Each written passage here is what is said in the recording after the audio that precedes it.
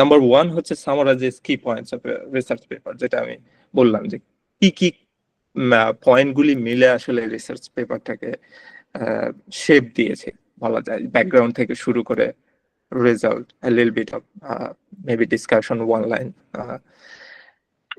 তারপরে হচ্ছে AIDS indexing in ডেটাবেজেস। আচ্ছা, রিসার্চ পেপারগুলি খোঁজার জন্য আসলে অনেকগুলি ডেটাবেজ আছে। তার মধ্যে অন্যতম হচ্ছে গুগল স্কলার, খুবই বহুল ব্যবহৃত এখন। তারপরে পাবমেড আছে, সায়েন্স ডিরেক্ট আছে, এভাবে অনেকগুলি ডেটাবেজ আছে। সেখানে যে কোনো রিসার্চ টপিকের উপর কিছু কিওয়ার্ড দিয়ে সার্চ করলে দেখা গেলো হাজারো পেপার মুহূর্তের মধ্যে চলে আসে সামনে। তো সেই পেপারগুলি কিভাবে অর্গানাইজ করা হয়, বা এই একটা সার্চের ফলে কোন পেপারটা সামনে আসবে কিভাবে নির্ধারিত হবে, সেটা নির্ধারিত হবে আমার অ্যাবস্ট্রাক্টে কি কি ওয়ার্ড আমি ব্যবহার করেছি, তাই না? তো সেই ওয়ার্ডগুলি তো অবশ্যই আমার ফিল্ডের সাথে রিলেভেন্ট বলেই তো ওয়ার্ডগুলি আমি ব্যবহার করছি সেখানে অ্যাবস্ট্রাক্টে। তো এই সার্চ ইঞ্জিন গুলি করে কি, এই ডেটাবেস গুলি করে কি, এই কিওয়ার্ড গুলিকে ধরে একজন ইউজার যখন একটা ওয়ার্ড ব্যবহার করে সার্চ দিচ্ছে, তখন এই সিস্টেমটা, এই যে কম্পিউটার সিস্টেমটা করে কি, সেই ওয়ার্ড গুলিকে সেই কিওয়ার্ড সেকশন অথবা অ্যাবস্ট্রাক্টে খোঁজার চেষ্টা করে। হ্যাঁ, সেটা খুঁজে তারপর সেটা সামনে নিয়ে আসে। তো এটা ইন্ডেক্স করতে সাহায্য করে যে আসলে কোন রিসার্চটা কোন ফিল্ডে কোথায় যাবে। তারপর হচ্ছে enhances paper discoverability which is kind of similar to indexing database, যে যখন আমি একটা কিওয়ার্ড ধরে সার্চ করব তখন সেটা সামনে আসবে কিনা সেটা নির্ধারণ করে আমি অ্যাবস্ট্রাক্টে কি কিওয়ার্ড ব্যবহার করেছি সেটার উপর আসলে। তো সেই জিনিসটা করতে হেল্প করে এই অ্যাবস্ট্রাক্ট। তারপরে চলে আসি যে কি কম্পোনেন্টস অফ এন অ্যাবস্ট্রাক্ট, কি কি কম্পোনেন্ট মিলে। আমি অলরেডি বলেইছি, তারপরে একটু স্ট্রাকচারড ওয়েতে যদি বলি যে একটু ব্যাকগ্রাউন্ড থাকবে, যে কনটেক্সট অফ দ্য স্টাডি, সেখানে কি কনটেক্সটে স্টাডিটার পরিকল্পনাটা এসেছে কোত্থেকে আসলে মাথা থেকে রিসার্চারদের, সেই ব্যাকগ্রাউন্ডটা নিয়ে একটু একটা দুইটা লাইন হয়তো বলা হবে। তারপরে অবজেক্টিভ থাকবে, যে আসলে কি গোলটা তারা অ্যাচিভ করতে যাচ্ছে এই রিসার্চটার মাধ্যমে।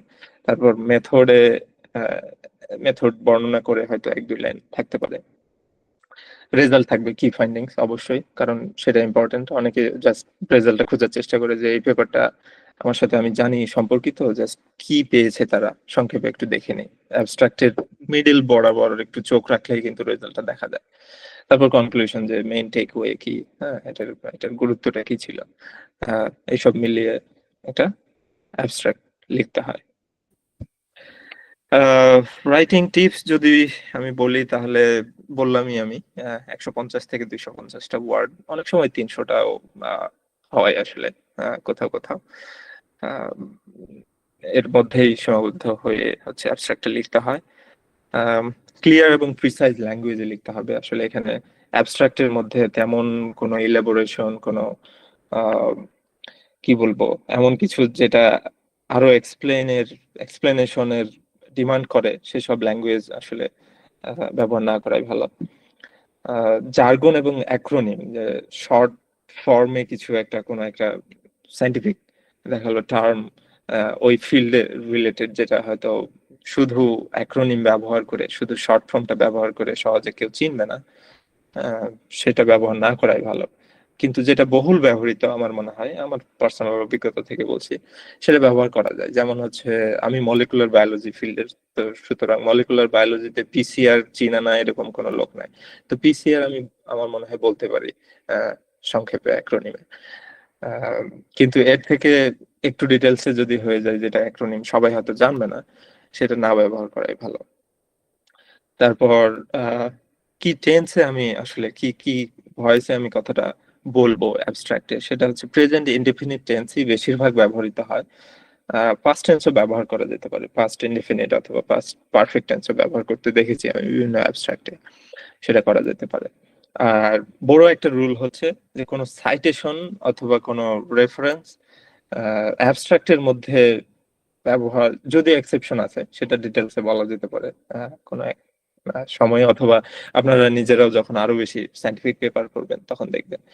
যেটা হয়তো আমি বলি যে কিছু আছে review article, actual research article না, রিভিউ আর্টিকেল।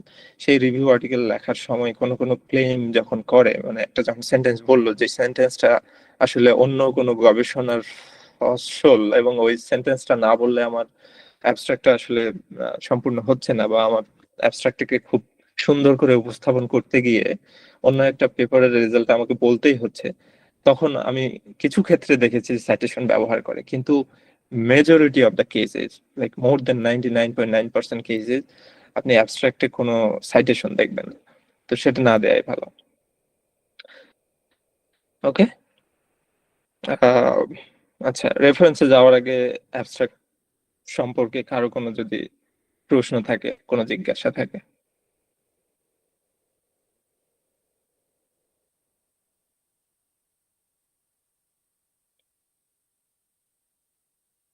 আমার কথা কি শোনা যাচ্ছে ক্লিয়ারলি? জি ভাইয়া, যাচ্ছে loud and clear. Okay, sir একটা অ্যাবস্ট্রাক্ট দেখায় যদি কাইন্ডলি এক্সপ্লেইন করতেন। আচ্ছা, that's a very good idea. That was my initial plan. তো আমি কাউকে বলার জন্য অপেক্ষা করতেছিলাম আসলে। আমরা একটা অ্যাবস্ট্রাক্টই দেখি না। আমি গতকালকে একটা পেপার পড়তেছিলাম, আসলে কারো যদি, আমি জানি না এখানে, আই বিলিভ বিভিন্ন ফিল্ডের আমরা মানুষ আছি এখানে, কিন্তু আচ্ছা, আমারই একটা অ্যাবস্ট্রাক্ট পড়ি আমার পেপার রিলেটেড।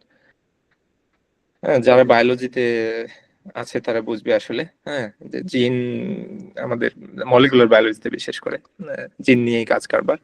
তো এই পেপারটা আমি পড়ছিলাম কালকে, যে structural and functional characterization of a putative de novo gene in Drosophila.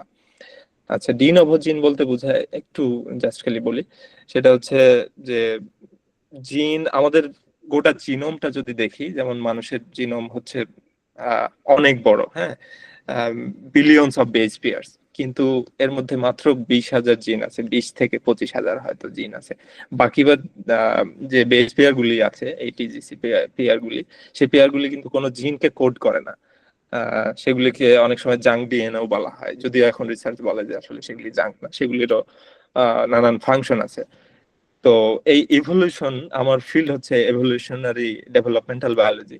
তো আমি খুব চিন্তা করছিলাম কালকে, যে আসলে একটা জিন অনেক সময় ডিনেভো আকারে, যখন হচ্ছে জাঙ্ক আকারে ছিল, কিন্তু হঠাৎ করে দেখা গেল একটা স্পিসিসে সেটা একটা প্রোটিনকে কোড করছে, সেটা কয়েকটা বেস পেয়ার মিলে, তার মানে সেটা জাঙ্ক থেকে একটা জিনে রূপান্তরিত হয়েছে। তো সেটা কিভাবে হয়? তো এই পেপারটা আলোচনা করবে যে একটা একটা জিন নিয়ে, সেই জিনটার স্ট্রাকচারটা কি, হ্যাঁ, তার গঠনটা কি, এবং কি ফাংশন সে করে, সেটাকে ক্যারেক্টারাইজ করা। ক্যারেক্টারাইজ বলতে আসলে ডাইসেক্ট করা, যেটা আসলে কি জিনিস গঠনগত দিক দিয়ে এবং তার আহ, কাজের দিক দিয়ে, সেটা আসলে জিনিসটা কি, সেটাকে ডাইসেক্ট আউট করা। এটাকেই বলা হচ্ছে ক্যারেক্টারাইজেশন। তো এটা যদি আমরা আচ্ছা একটু পড়ার চেষ্টা করি, তাহলে আমরা গঠনটা আরেকটু হয়তো ক্লিয়ারলি বুঝতে পারবো। দেখা যাচ্ছে আমার অ্যাবস্ট্রাক্টটা? জি ভাইয়া, যাচ্ছে। দেখা যাচ্ছে না? ওকে। Comparative genomic studies have repeatedly shown that new protein coding genes can emerge de novo from non-coding DNA. এটা কি হলো? একটু ব্যাকগ্রাউন্ড হয়ে গেল, তাই না? যে ডিনোভো আসলে জিনটা যে এক্সিস্ট করে ডিনোভো ভাবে, বা নতুন করে ছিল না সে জিন, কিন্তু হঠাৎ করে সে জিন আকারে আবির্ভূত হয়েছে। সেটা বিভিন্ন কম্পারেটিভ জেনোমিক স্টাডিজ এটা রিপিটেডলি দেখাইছে, হ্যাঁ, লিটারেচারে। তো এটা একটু ব্যাকগ্রাউন্ড হয়ে গেল, যে ডিনোভো জিনটা আসলে কি, আর এটা যে এক্সিস্ট করে, এই সেন্টেন্সটা একটু ব্যাকগ্রাউন্ড টাইপের, তাই না? Still unknown is how and when the structure of encoded de novo proteins emerge and evolve. এখনো কিন্তু আসলে জানা নাই। তো এটাও একটু ব্যাকগ্রাউন্ড টাইপেরই একটা সেন্টেন্স হয়ে গেল, যে এখনো কিন্তু ভালোভাবে এটা জানা নাই, বলে তো আমি এটাকে ক্যারেক্টারাইজ করার, এটার এটার গঠন এবং ফাংশন আমি ক্যারেক্টারাইজ করার চেষ্টা করছি এই ব্যাপারে, তাই না? তো এই দুইটা সেন্টেন্স চলে গেল একটু ব্যাকগ্রাউন্ডের দিক। তারপরে হচ্ছে combining biochemical genetic evolutionary analysis elucidate the function and structure of Goddard. জিনটার নাম হচ্ছে Goddard, a gene which appears to have evolved de novo at least 50 million years ago within the Drosophila genus. আচ্ছা, এই সেন্টেন্সটা একটু বোঝার আছে। এখানে হচ্ছে কি বললো, যে কম্বাইনিং বায়োকেমিক্যাল অ্যাপ্রোচটা বলছে, তার মানে কি? এটা কিন্তু একটু মেথড নিয়ে কথা বলা শুরু করলো এই সেন্টেন্সে। তো আমার আলোচনায়ও আমি কিন্তু বললাম যে প্রথমে একটু ব্যাকগ্রাউন্ড, তারপরে মেথড, এবং তারপরে রেজাল্ট, তাই না? এভাবে ধারাবাহিক ভাবে আসবে। তো বিষয়টা কিন্তু এখানে তাই হচ্ছে যে একটু ব্যাকগ্রাউন্ড দিল, তারপরে হচ্ছে এখানে কি কি অ্যাপ্রোচ ব্যবহার করে আসলে কাজটা হয়েছে সেটা বলার চেষ্টা করছে, যে combining biochemical, genetic and evolutionary analysis, এইসব অ্যানালাইসিস এবং পদ্ধতি ব্যবহার করে কাজটা করা হয়েছে। উই এলুসিডেট, আমরা কি দেখিয়েছি এই গবেষণায়, যে the function and structure of a gene name Goddard, যেটা হচ্ছে ইভলভ হয়েছে এত মিলিয়ন। তো এই সেন্টেন্সটা একটু কমপ্লেক্স এই দিক দিয়ে যে এটা হচ্ছে একটু মেথডও বলতেছে, একটু রেজাল্টও বলতেছে, যে আসলে আমরা একটা জিনকে স্টাডি করেছি, এটার স্ট্রাকচার এবং ফাংশন, এবং এটার সম্পর্কে একটু তথ্য দেওয়া হচ্ছে যে এটা 50 মিলিয়ন ইয়ার্স এগোতে এটা ইভলভ হয়েছে, তাই না? তারপরে সেন্টেন্সে বলছে previous studies found that Goddard is required for mail fertility. তাহলে এই যে যখন সে রেজাল্টে বলা শুরু হইলো এখানে কিন্তু তার মানে জিনটা নিয়ে কথা বলা শুরু হয়েছে। তো এই জিনটা সম্পর্কে আরেকটা লাইন অ্যাড করলো, যেটা হচ্ছে মেল ফার্টিলিটিতে হেল্প করে, এটা আগের স্টাডি গুলা দেখিয়েছে। এর সাথে আমরা কি করছি এখন, here we show that Goddard protein localized through elongation sperm axonemes, and that in its absence, elongated spermatids fail to undergo individualization. তাহলে এখানে কি দেখালো, তার মানে এটা রেজাল্ট, তাই না? যে উই শো যখনই থাকবে উই এলুসিডেট, উই টকড, ডিসক্রাইবড, এইসব সেন্টেন্স মানে হচ্ছে সে রেজাল্ট বলতেছে। এটা হয়ে গেল একটু রেজাল্ট। কম্বাইনিং, মডেলিং, এনএমআর, আরো কিছু পদ্ধতি ব্যবহার করা পরে দেখা গেছে we show that Goddard protein contents a large, আরেকটু এখানে মেথড ঢুকে গেছে, কারণ এটা নতুন, হয়তো আরেকটা রেজাল্ট নিয়ে কথা বলবে, কিন্তু এই রেজাল্টটা কিভাবে এসছে সেটা নিয়েও একটু বলা হয়েছে, যে এই পদ্ধতিগুলো ব্যবহার করে তারা দেখিয়েছে যে আসলে এটা লার্জ সেন্ট্রাল আলফা হেলিক্স একটা কম্পোনেন্ট আছে এই গঠনে, but is otherwise partially disorder, structure নিয়ে কথা বলা হচ্ছে। উই ফাইন্ড সিমিলার রেজাল্টস, আরেকটু রেজাল্ট বলা হচ্ছে, for Goddard orthologs from divergent fly species and their reconstructed ancestral sequences. Accordingly, Goddard's structure appears to have been maintained with only minor changes over millions of years. তাহলে শেষের সেন্টেন্সে এটা কিন্তু একটু take way টাইপের হয়ে গেল, যে আসলে এটার কনক্লুশন, যে আসলে কি এটা জিনটা কি হচ্ছে, যে এটা মিলিয়ন্স অফ ইয়ার্স ধরে এটার তেমন কোনো পরিবর্তন হয়নি, এটা আসলে অরিজিনাল স্ট্রাকচারটা মেনটেন করে গেছে। তো এটা কনক্লুশন বলা যেতে পারে, তাই না? একটু তো আমার স্ট্রাকচার যেটা আমি আলোচনা করলাম সেটার সাথে মিল আছে মনে হচ্ছে, নাকি বলা যায়? তো এরকম আরো অনেক পেপার আছে, আমরা যত পেপার পড়বো তত স্ট্রাকচার গুলি আসলে ভালোভাবে বুঝতে পারবো, যে অ্যাবস্ট্রাক্টটা আরো কিভাবে লেখা যায়। আর যে কোনো জিনিসে আসলে সেটা নিজে করতে গেলে আমার মনে হয় সেই কাজটা আগে যারা করেছে তারা কিভাবে করেছে সেটা নিয়ে স্টাডি করা। তো আমি যখন 10টা 20টা 50টা পেপার পড়বো, তখন আমার একটা রিজিড একটা আইডিয়া চলে আসবে আসলে কিভাবে গবেষণা তারা করছে, এবং তারা হচ্ছে অ্যাবস্ট্রাক্টটা কিভাবে লিখছে, তাই না? অনেকগুলি যখন স্যাম্পলের সাথে আমি নিজেকে এক্সপোজ করব, তখন আইডিয়াটা আরো ক্লিয়ার হবে। এটা একটা রিভিউ পেপার আই গেস, এটার অ্যাবস্ট্রাক্ট, এটা কত হবে? 200-300 ওয়ার্ড হবে, তাই না? এই হলো স্ট্রাকচার। আর কারো কোনো কোশ্চেন অ্যাবস্ট্রাক্টের ব্যাপারে? রিভিউ পেপার বলতে কি বোঝায়, আর ওটা আমরা কিভাবে বুঝবো এটা রিভিউ পেপার?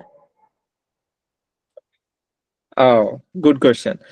রিভিউ পেপারে আসলে অরিজিনাল কোনো ডেটা থাকে না, সেখানে বলা হবে না যে আমরা এটা দেখিয়েছি, আমরা এটা করেছি।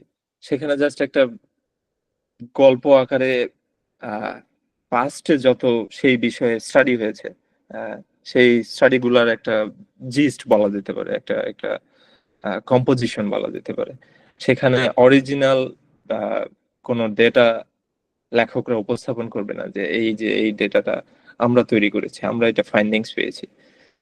আমরা একটা মনে হয় দেখতে পারি একটা রিভিউ পেপারের অ্যাবস্ট্রাক্ট পড়ে। আরেকটা ছিল আমার পেপার, এটা কি দেখি, না এটাও ডেটা হবে। লেটস সি, আই গেস যেটা দেখতেছিলাম এটাই দেখি।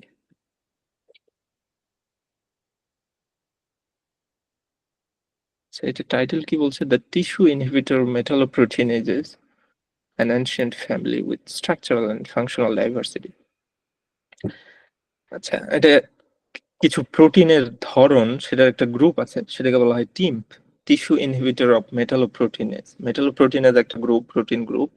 সেই প্রোটিন গ্রুপটা করে কি, প্রোটিনকে কেটে ফেলে, মানে ধ্বংস করে। কিন্তু এই টিস্যু ইনহিবিটর মেটালোপ্রোটিনেজ এটা আবার সেই মেটালোপ্রোটিনেজ প্রোটিনকে ধ্বংস করে, তার মানে কাটতে দেয় না সে।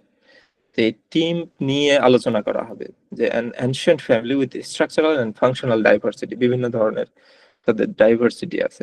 এই অ্যাবস্ট্রাক্টটা হচ্ছে আমরা যদি পড়ি তাহলে বুঝবো যে আসলে রিভিউ পেপার এবং রিসার্চ পেপারের আর্টিকেল, সরি অ্যাবস্ট্রাক্টের পার্থক্যটা কি হয়।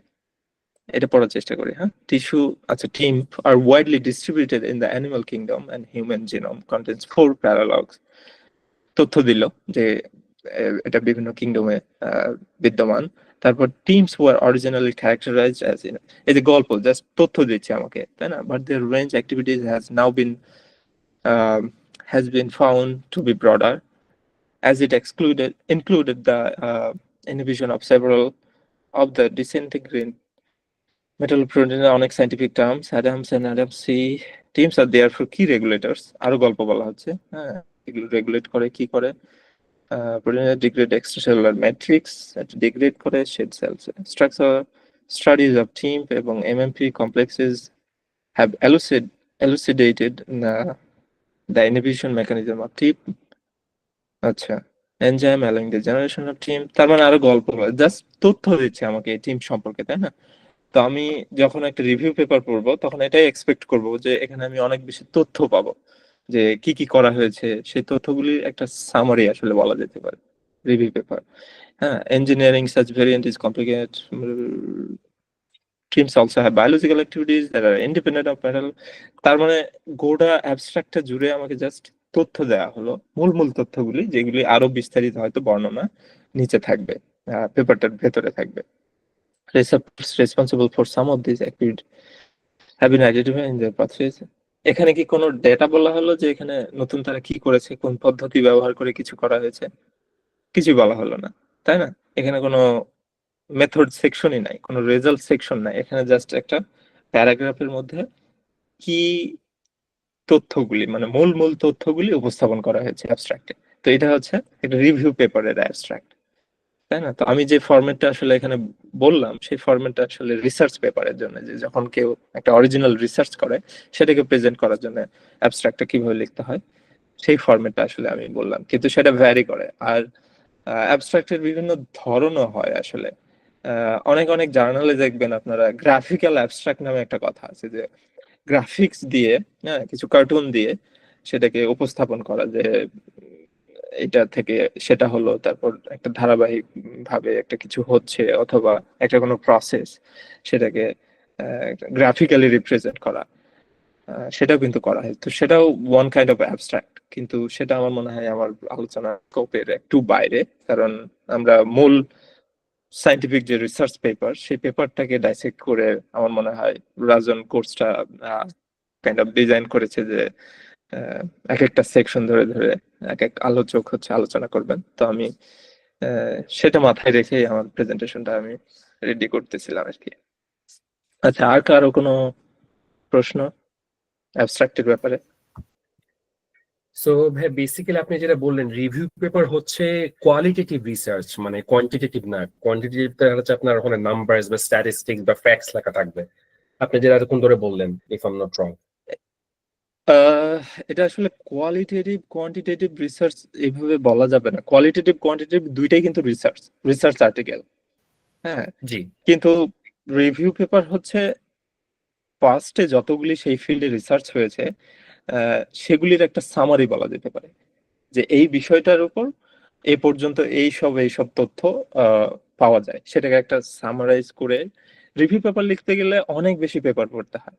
সেটার মূল ফাংশনই হচ্ছে আসলে কমিউনিটিকে সার্ভ করা, যে একজন যে রিসার্চ করছে তাকে আসলে অনেকগুলি তথ্য একসাথে দেয়া, হ্যাঁ, রেদার দেন সেই রিসার্চার দেখালো যে 50টা 100টা বা 200টা আর্টিকেল পড়ে ওই তথ্যগুলি তাকে নিতে হতো, সেটা কেউ একজন সেই বিষয়ের উপর হয়তো রিভিউ পেপার পড়েছে। আপনি সেই 50টা আর্টিকেল পড়ে যে তথ্যগুলি পাবেন সেই তথ্যগুলি আসলে একটা রিভিউ পেপারে আছে। তো যে কোনো ফিল্ডে যখন কেউ নতুন রিসার্চ করতে চাচ্ছেন বা রিসার্চ গ্যাপ বের করতে চাচ্ছেন আপনারা, তখন আমি সাজেস্ট করব, যেটা আমি করি পার্সোনালি, সেটা হচ্ছে সেই বিষয়ের উপর আগে একটা রিভিউ পেপার ডাউনলোড দিয়ে দেন। একটা না, বাঞ্চ অফ রিভিউ পেপার আপনি পেয়ে যাবেন। কিন্তু হ্যাঁ, আসলে এগুলি তো একটা রিসার্চারের ক্যারিয়ারে হেল্প করে, এই জন্য তারা তো শুধু আসলে যে আমাকে হেল্প করার জন্য লিখেছে এমন না, সে নিজের ক্যারিয়ারকে হেল্প করছে এটা লিখে।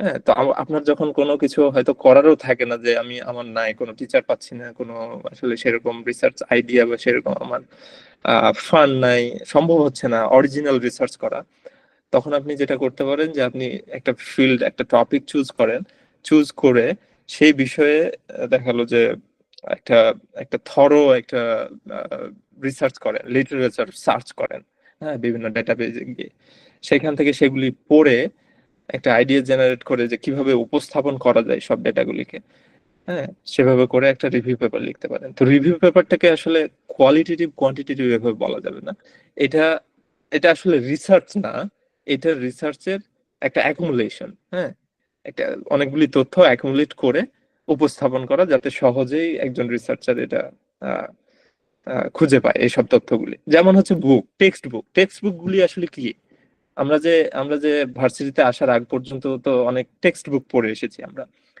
তো সেইগুলিতে যে তথ্যগুলি থাকে, টেক্সট বুকে যে চ্যাপ্টার গুলি থাকে, যে যে জ্ঞানগুলি থাকে, যে তথ্যগুলি থাকে একটা একটা প্রসেসে, ফর এক্সাম্পল ফটোসিনথেসিস ফটোসিনথেসিস নিয়ে নিশ্চয়ই আমরা পড়ে এসেছি, তাই না, এসএসসি ইন্টারে।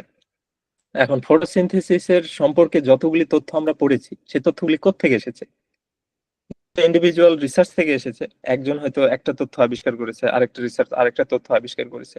তো টেক্সট বুক হচ্ছে সেই সবগুলির একটা কম্পাইলেশন, তাই না, যে এগুলি এখন ধ্রুব সত্য হিসেবে পরিণত হয়ে গেছে, এগুলি সত্য, এগুলিকে আসলে আর আম, আহ, কি বলবো, জাজ করার আর কোনো আসলে দরকার নাই, এগুলি ধ্রুব সত্য। তখনই সেই তথ্যটা যায় একটা টেক্সট বুকে। নট নেসেসারি যে একেবারে ধ্রুব সত্য হয়ে যাবে, পরে অনেক জিনিস চ্যালেঞ্জ, সায়েন্সে আসলে ধ্রুব সত্য বলে কিছু নেই, হ্যাঁ, যে কোনো তথ্য যে কোনো সময় চেঞ্জ হতে পারে।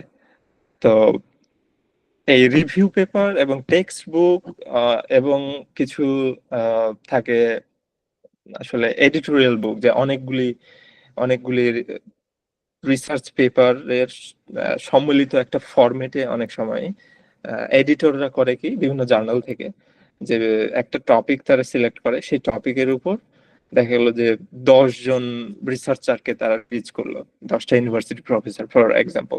তারা বলবে কি, তোমরা এই একটা টপিকের উপর একটা রিসার্চ তো লিখেছো, তো সেটার উপর একটা একটা দেখা গেলো যে কমেন্ট টাইপের কিছু বলো, অথবা অরিজিনাল রিসার্চ পেপারও হতে পারে।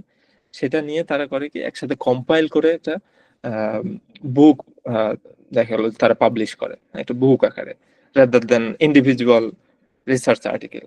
তো সেই বিষয়ের উপর সবগুলি তথ্য একসাথে পাওয়া গেল, 10টা রিসার্চ আর্টিকেল আমি একটা বইয়ের মধ্যেই পেয়ে গেলাম, সেই বইটা আমি কিনলে অথবা ডাউনলোড দিলে পেয়ে গেলাম। তো এই ফরম্যাটেও হয়। তো রিসার্চ আসলে অনেক কিছুই হয়, কমেন্টারি হয়, ইভেন শর্ট কমেন্টেশন নামে একটা ফরম্যাট আছে। হ্যাঁ, তো আমরা শুধু সায়েন্টিফিক আর্টিকেল হয়তো বেশি পরিচিত, যারা আমরা আন্ডার গ্রেডে পড়ি, আপনাদের মতো স্টুডেন্টরা, কিন্তু আসলে সায়েন্সে অনেক কিছুই সম্ভব, শুধু কমেন্টারি হয়। আমি সেদিন একটা পডকাস্ট শুনতেছিলাম, সেখানে ফিজিক্সের এক প্রফেসর গল্প করতেছিল যে সে একটা জাস্ট কমেন্টারি লিখেছে একটা টপিকের উপর, প্রেজেন্ট স্ট্যাটাস কি হচ্ছে না হচ্ছে।